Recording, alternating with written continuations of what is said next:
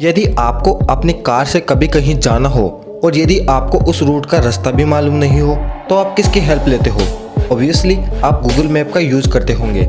लेकिन क्या आप लोग जानते हैं गूगल मैप में जो आवाज़ आपको सुनाई देती है और आपको नेविगेट करती है वो आवाज़ है किसकी? यदि नहीं तो हम आपको बता दें, जो आवाज़ आप गूगल मैप पर सुनते हो वो दरअसल एक महिला की है जिनका नाम है करेन जैकोब्सन, जो ऑस्ट्रेलिया की रहने वाली है और वर्तमान में ये न्यूयॉर्क में एक सिंगर और मोटिवेशनल स्पीकर भी है।